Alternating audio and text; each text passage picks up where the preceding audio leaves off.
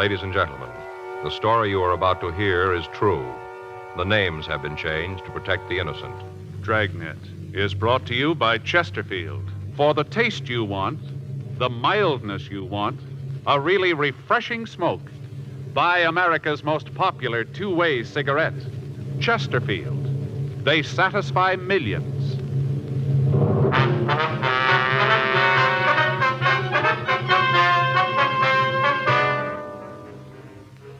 You're a detective sergeant. You're assigned to homicide detail. A killer's loose in your city. You don't know who he is or where to find him. You don't know who his victim will be. Your job, stop him.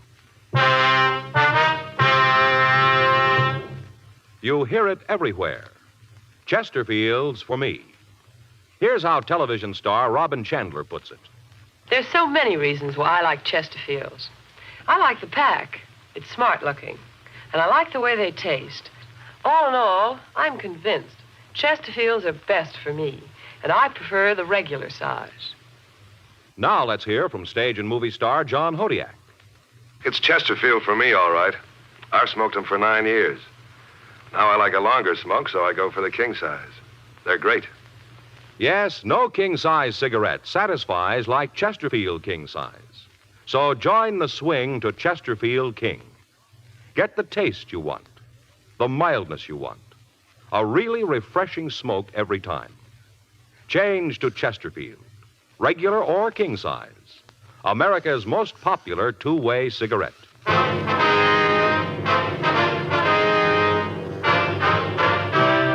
Dragnet, the documented drama of an actual crime.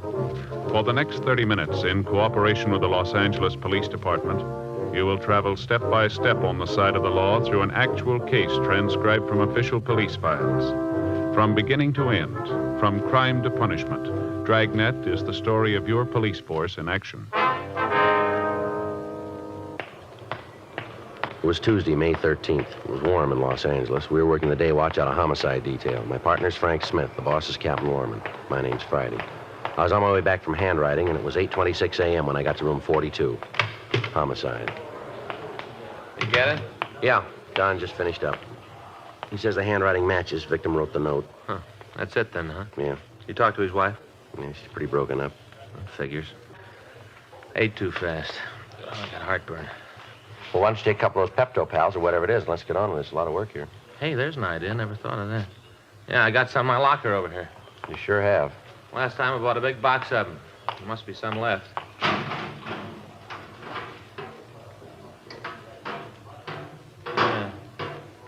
Find them? Yeah.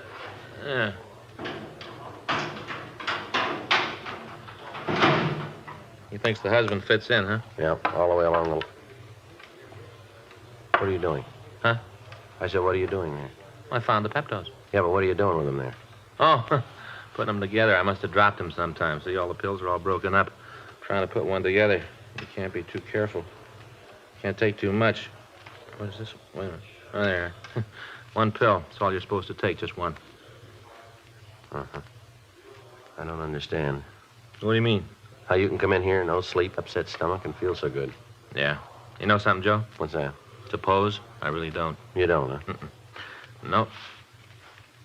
That ought to be about right, I guess. Does that look like one pill to you? I don't know, Frank. I hope so. It's too important a decision for me to help you with. Oh, Pepto, pal. Good for what ails you. Potent, Joe. Real potent. Mm-hmm. I just wondered if you were all through now. Oh, as soon as I scrape the crumbs away. Mm-hmm. Okay? No, I'm here, with wait you. a minute. Here's one you missed.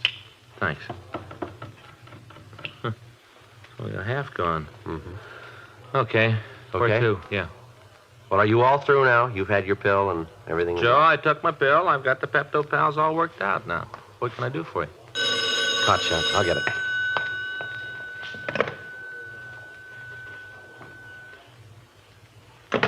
For us? Yeah, shooting at the corner of Broadway and San Julian. Who's the victim? Traffic officer.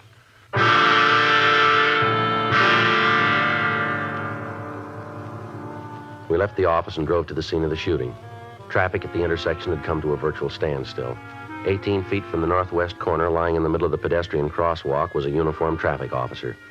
He was wearing the white cap of the traffic division. There was a large blood stain on the right side of his chest, and his service revolver was still in his holster. By the time we got to the scene, the ambulance had arrived and the wounded officer was being given emergency treatment. Other officers were trying to get the traffic moving again, and additional men were throwing up a blockade around the immediate vicinity in an attempt to apprehend the person who'd shot the policeman. Captain Lorman and Chief Detective Thad Brown arrived and took charge of the search. Frank and I checked through the crowd that had gathered, and we found a witness to the shooting. I saw the whole thing, officer, right from the beginning. I saw it. Just about the most awful thing I ever saw. All right, sir, if you'll just give us your name. Roy Hickok. It's Hickok. All right, Mr. Hickok. Now, if you'll tell us what happened. Well, I was on my way to work, walking down the street. I got to the corner here, Broadway and San Julian. I got to the corner and I stopped for a light. Go ahead. I just stood there waiting for it to be time to cross. All of a sudden, this car came up and slid to a stop. The light changed and he had to stop. Uh-huh. He must have been going pretty fast because he went clear out into the intersection. And the officer, the one who was shot, held up his hand. I think that was the only reason the driver didn't run the light. The officer held up his hand. All right, sir, go ahead. Well, the fella stopped, but he was right in the middle of the crosswalk. Everybody had to go around the car, out into the intersection. Mm-hmm. He was right in the middle, and we all had to go around it. Yeah. Well, he just sat there. He didn't make any try to back up or nothing. He just sat there, kind of waiting for the light to change again so he could get going. I see. Then the officer, the one who was shot, he started to walk over to the fella. I guess he wanted him to back up. Must have been something like that. Wanted him to get out of the way. What happened then? Well, all of a sudden, this guy in the car just started shooting. Where was the officer when the shooting started? We hadn't even got to the car yet. He must have been about 10, 12 feet from it. This guy pulled out the gun and started plowing away. Point blank, he did it, right in the policeman's face. Yeah. Well, everybody on the street got panicky when they heard the shooting. Started to run everywhere, yelling, screaming, real panic. What'd the officer do?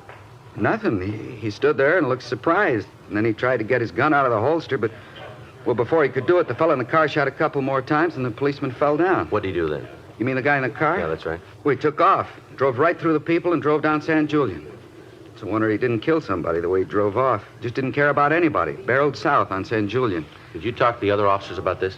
Well, not too much. Seems like as soon as it happened, there were so many people around, there wasn't much time to talk to anybody. I called down where I worked, and I told him I'd be late. I told him to expect me when I walked in. I never did see so many policemen or cars. Just a minute, will you? Folks, you'll have to get back here, please. Give us a little more room now. All right, thank you. Can you give us a description of the car? The one the killer drove? Yes, sir. Well, you bet I can. I can tell you all about it. All right, would you go ahead? Well, it was a dark-colored sedan. A dark blue. Mm-hmm. What kind of car was it? You mean the brand? Yes, sir. Well, I'm not real sure about that. It all happened so fast. All of a sudden it was over. I only got a kind of a quick look at it because I wasn't paying much attention to it. Now, look, folks, you'll have to stay back here, please. Frank, hold him back over there, will you? Now, what kind of a car was it? Well, I think it was either a Plymouth or maybe a DeSoto, but I'm not sure. But you're pretty sure about the color, are you? Oh, yeah. It was blue, dark blue. Now, what about the man driving the car? Did you get a good look at him? Yeah, I guess just about everybody did. Sitting out there in the middle of the street like that. Everybody that went by him had a look at him. Could you give us a description of him? Well, what do you want to know? Well, how about the color of his hair? It was light, not real blonde, but a light color. How about his eyes? It looked like they was blue. Mm-hmm. About how old would you say the man was? Oh, I don't know, maybe 24, 25, around in there. He wasn't real old. Was he clean shaven? Yeah. How about glasses? Do you remember? Was he wearing them? No. Was there anything about him that'd make it easier for us to identify him? I don't think I know what you mean. Well, was there anything about him, a scar, maybe a birthmark, something like that you might have seen? Not that I remember. Might have had something like that, but if he did, I don't remember. Did you have the chance to see what the man was wearing? Well, just that he had on a white shirt and a jacket. It looked like the ones they issue in the Army. The kind of windbreaker type, light material. Uh-huh. Did the man say anything? If he did, I didn't hear it. As soon as he started shooting, it seemed like the roof come off. All the noise, everybody yelling, trying to get out of the way of the bullets. If he said anything, I sure didn't hear it. I see. Now, is there anything else that you can give us on the man? Well, there is, Sergeant, but I feel a little silly about it. Well, what's that, sir? What's about the car? I told you I didn't pay much attention to it, not at first. Well, after the shooting started, then I got as good a look as I could. Mm-hmm. I got a pretty good look at the back of it when the guy took off. Just a minute, I didn't hear you. I say I got a pretty good look at the back of it when the guy took off. When he went down the street. I see. I feel a little silly because I didn't get more. How's that? The license number. Yeah. I could only get 4 of the numbers.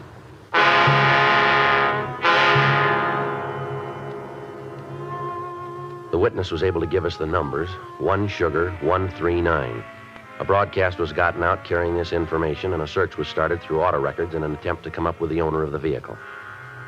2 men were detailed to the Department of Motor Vehicles to assist their men in the search of the files.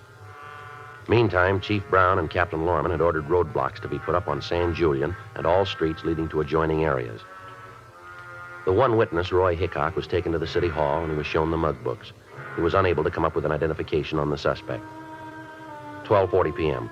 Frank put in a call to Georgia Street Receiving Hospital and found that Officer Larry Giroux was still in a critical condition and that he had not regained consciousness. His family had been notified and a car was dispatched to bring his wife to the hospital. All people in the immediate vicinity of the shooting were interrogated and their statements were taken, but none of them could give us a lead as to the identity of the suspect. 5:27 p.m. Frank and I went back to the office. While he checked by auto records, I put in a call to Captain Lorman. Yeah, Skipper. No, they're still checking. Yeah. Well, Frank's down there now. Uh-huh. Yeah, he looked at him, but he wasn't able to give us anything. No, I say he couldn't give us anything.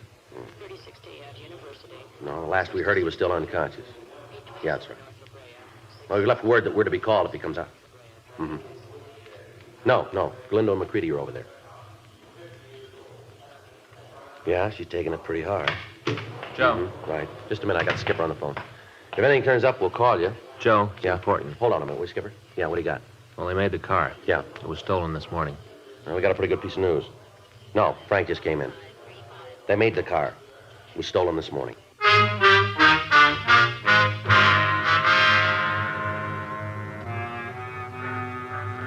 We got in touch with the owner of the car and we talked to him. He told us that he'd noticed that the car was gone from the place where he'd left it the night before and that he filed a report on it immediately. We got a full description of the vehicle and a supplementary broadcast was gotten out. 8:14 p.m. We got a call from Georgia Street Hospital telling us that Officer Giroux had regained consciousness and he could be questioned. Frank and I left the office and drove over to see him. By the time we got there, however, he lapsed into a coma again. We talked to Dr. Sebastian. He told us that he'd removed 4 bullets from Giroux's body. One of the shots had severed the officer's spinal cord. In the event that he pulled out of it, he'd never walk again. Frank and I talked with Galindo and McCready. They'd been able to interview the wounded officer, but they hadn't been able to get any additional information from him. As we walked down the hall, we met Mrs. Giroux. Sergeant Friday? Yes, ma'am? I'm Ellen Giroux, Larry's wife. Yes, ma'am. Do they know yet? Do they know if Larry's going to be all right? Well, it'd be better if you talked to Dr. Sebastian, Miss Giroux. I have. He tells me they don't know yet.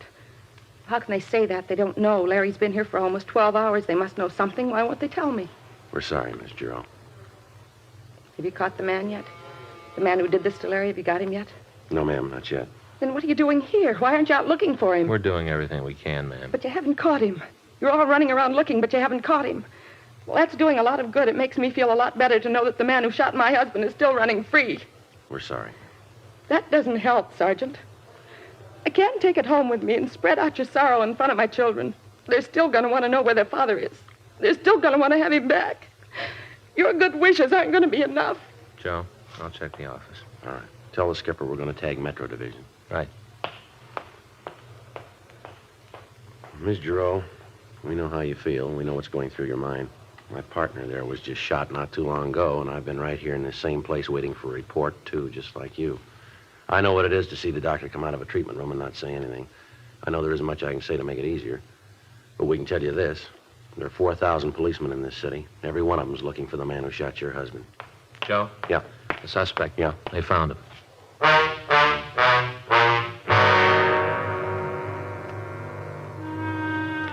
The tip had come in from a man who had phoned the complaint board and said that he knew where the suspect was hiding. The man wouldn't give his name. Immediately, 2 cars were dispatched to the address. It was a cheap rooming house on East 4th Street. The manager of the place said that there was a tenant who matched the description of the suspect in a room on the 5th floor. He'd given the name James Krell. When the investigating officers had approached the room, they were met with gunfire. They returned the fire. The building was evacuated, and the streets in front of the building were roped off. Several more cars arrived from Metro Division, and the building was completely surrounded. Frank and I stopped by the office and picked up tear gas equipment. From what we were told, the suspect had barricaded the door leading into the room with furniture. The only way we had to get him out alive was with gas. Frank and I talked with Captain Lorman and with Chief Brown. It was decided to use a flight-right shell and blast through the door. Frank took the gun and we went up to the 5th floor. The halls were empty. You all set? Let's give him another chance. All right. All right, Krell, we'll give you one more chance to come out of there. Come on, Krell. Open the door and throw the gun out.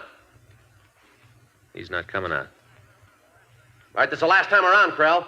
Get out of here, cop. Get out of here, leave me alone. You try to come through that door and I'll kill you.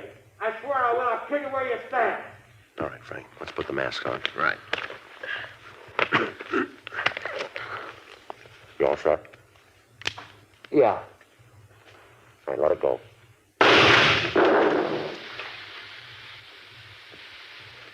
Should be coming out. Yeah. He's moving that furniture. I'll cover this side. All right, watch it. I'm coming out. I give up. I quit. All right, throw that gun out here. Throw the gun out first, and then you follow it. Okay, I'm doing what you say. Here's the gun. I quit. Here's the gun. I got it. All right, Crow. Come on out with your hands behind your head. Come on, move. All right, don't shoot. Don't shoot. I'm doing like you say. I'm coming. All right, come on, move. Down here.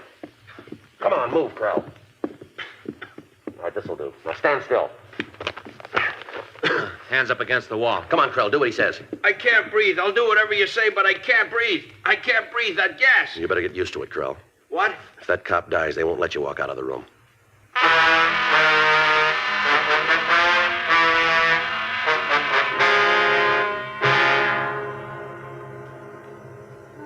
The suspect was taken to Georgia Street Receiving Hospital for treatment. When the investigating officers had approached the room that he was hiding in, Krell had shot at them through the door. They'd returned the fire, and one of the bullets had shattered his left wrist. We got his full name, and we ran him through R&I. We found that he had a minor record in California and was, at the time, a deserter from the Army. His wrist was taken care of, and then Frank and I talked to him in the treatment room.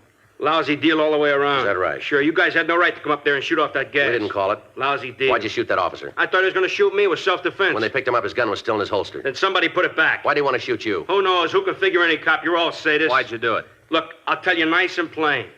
I drove up to the signal. I stopped. This wise cop come over, started rousing me about being in the intersection. I told him to shut up. I don't have to take that kind of talk from nobody.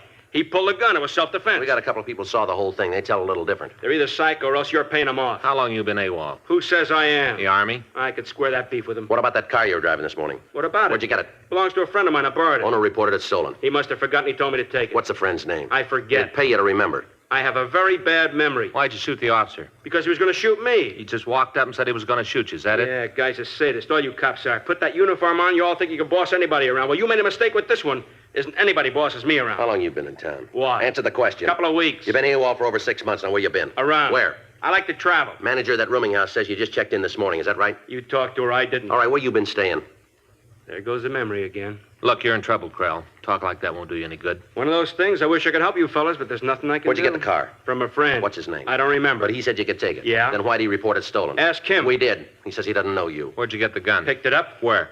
Bought it. Don't know the name of the store. It's being checked now. You might as well save time and tell us. You're getting paid. What'd the officer say before you shot him? Didn't say anything. Just pulled his gun. I was faster. Self-defense. Now, you might think this is a game, Krell. You maybe think you're a big man sitting here, but I want to set you straight. You're in trouble.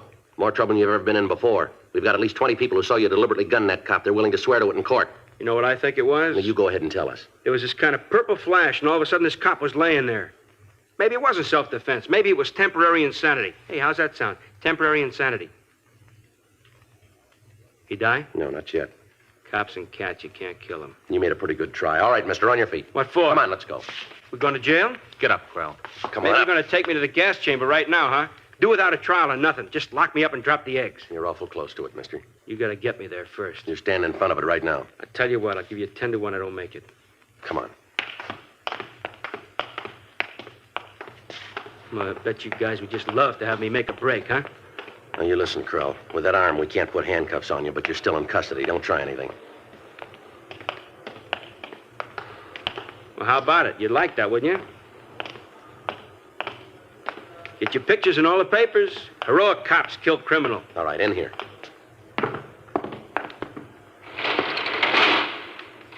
Yeah, you guys would really like Now, that. I'm going to give you something for free, Krell. Oh, yeah? What's that? You talk a lot, but you don't say anything. Always happens. Put a guy in a uniform right away, he's a big man.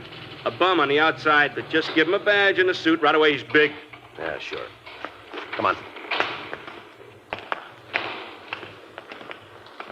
Hey, how's about a cigarette? Here. Well, thanks. Got a match? Come on, move. Car's back this way. Hey, wait a minute. What do you want? A cigarette. Not doing me much good without a match. All right, here. Grab him, Joe. Hold it up, Krell. All right, Krell, hold it up. Hold it up or I'll shoot. He's down. Come on. How about it, Joe? Well, I guess he was right. Huh? That bet about the gas chamber, Yeah. he won't make it.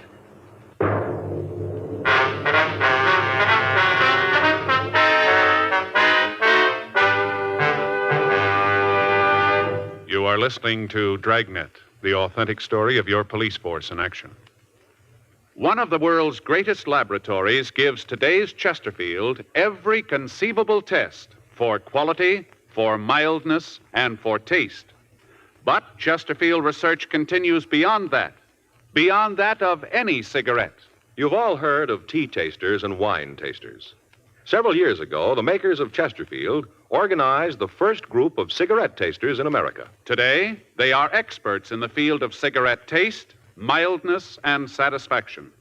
Yes, smoking is their business. Their expert opinion is your assurance that Chesterfield always gives you the taste you want, the mildness you want, a really refreshing smoke every time. It all adds up to Chesterfield's world-famous slogan, they satisfy. Buy Chesterfield today, regular or king size. Just light up, relax, and enjoy America's most popular two-way cigarette. Chesterfield. They satisfy millions. They'll satisfy you.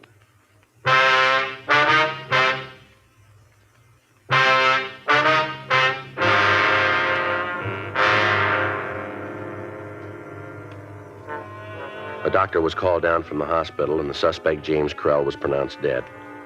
The body was removed to the county morgue. In going over the dead man's effects, we found a receipt from one of the downtown hotels. There were 2 names listed on it, and a notation to the effect that the rent on room 517 had been paid for a week. The other name on the slip was Sidney Larson. We checked it through R&I, and we found that Larson had a long felony record in California and had been paroled 2 months previously. The report came back on the gun that Krell had used. It was among 7 revolvers that had been stolen from a hardware store in Tulare on May 6th. The other 6 guns were still missing. We checked with Dr. Sebastian on Officer Giroux's condition. We were told that the policeman was still unconscious, but that he had passed the critical stage. Mrs. Giroux collapsed when she heard the news that her husband would never walk again, and she was placed under sedative. 10:48 p.m. Frank and I left the office and drove over to the hotel named on the receipt that we'd found. It was a run-down place with a potted rubber plant in the lobby. We rang the bell on the counter and waited. Yeah? You the manager here? Well, right now I am, yeah. Why? Police officers. Want some information. About what? Take a look at this. That one of your receipts? Let me take a look. Now, wait a minute. Let me get the lights on so I can see. Yeah, there's the name right on the top. Sure looks like it's one of ours, don't it? You recognize the 2 names on it? Oh, wait a minute. Yeah, I do. Yeah, I recognize them good. This fellow Larson's he in now? Well, I don't know. We don't keep a very close tab on the people who stay here. Service isn't too good, but we don't ask questions. Change the sheets once a week. We don't ask questions. Is he in? Well, he might be. I'd have to check it. There's a police investigation, mister. Is Larson in? I'll check the box.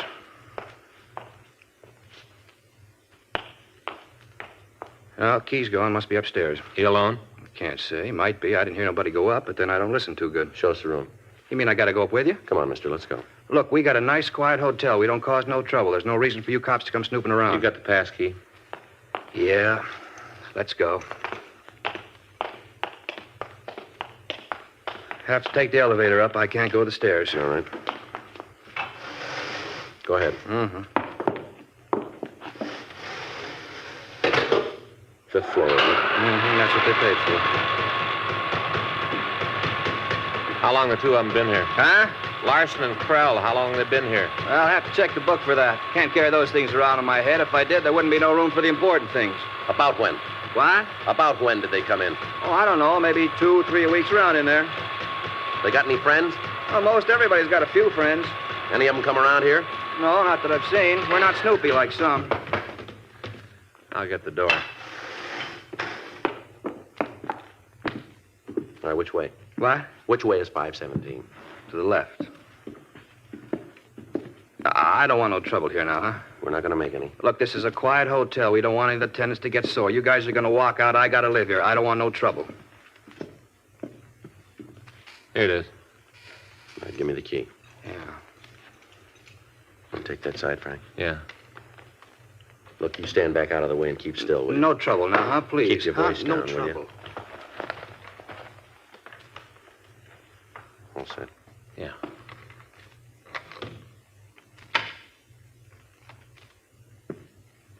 like he's asleep. All right, you take the right side. He's got a gun. Get out of here, cop! All right, come on. Out of here. Watch it, Frank. Yeah.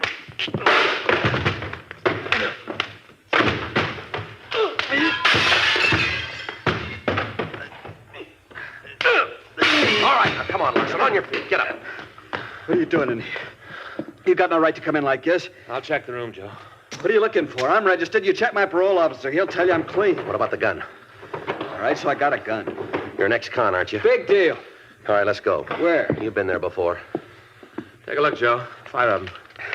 All right, where'd you get these? You find out, cop. You're getting nothing from me. All right, come on. Take it easy. Let's go. What about Krell? You get him, too? That's right. You got him in jail? He's dead. Krell? That's right. He tried to make a break and it didn't work. Oh, poor kid. Didn't know what it was all about. Wanted to be a tough guy. Yeah, and you were going to show him how, weren't you? Nice kid. He wanted to be a big man. We had it all planned. Gonna hit the big time. Got the guns. He went out to get a car this morning. That's probably why he killed the cop. Krell got scared. He didn't know he wanted to be big. He wanted people to talk about him. Don't worry about it, mister. Huh? They will.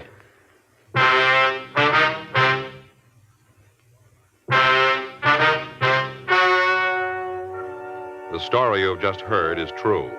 The names were changed to protect the innocent. On May 19th, an inquest was held in the coroner's office in and for the county of Los Angeles, state of California. In a moment, the results of that inquest. Now, here is our star, Jack Webb. Thank you. Earlier, George Fenneman told you exactly why the Chesterfield you smoked today is the best cigarette ever made. And best for you. Now, the rest is up to you. Get a carton or two for yourself. Smoke them and you'll say, as we do, it's Chesterfields for me.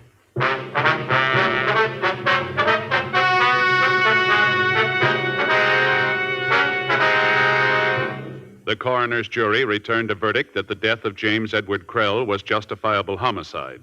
Sidney Carter Larson was filed on for ex-convict with a gun, and upon completion of sentence on that count was released to the authorities of Tulare, California, for prosecution on a charge of burglary.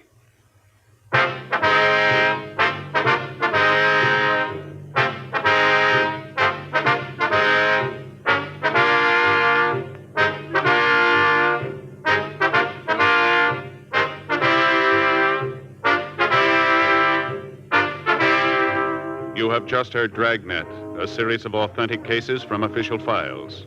Technical advice comes from the Office of Chief of Police W.H. Parker, Los Angeles Police Department. Technical advisors, Captain Jack Donahoe, Sergeant Marty Wynn, Sergeant Vance Brasher.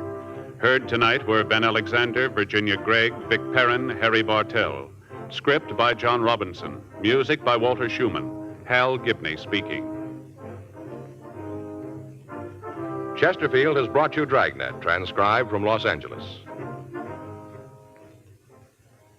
Filter cigarette smokers, here is headline news. Nationwide demand for L&M filters drops price. Now you save up to 4 cents a pack, 40 cents a carton. Now everyone can afford America's highest quality and best filter tip cigarette. Remember, only L&M's have the miracle filter tip containing alpha cellulose. You get much more flavor, much less nicotine. Buy L&M filters, the distinctive monogram cigarette at the new low price. L&M filters.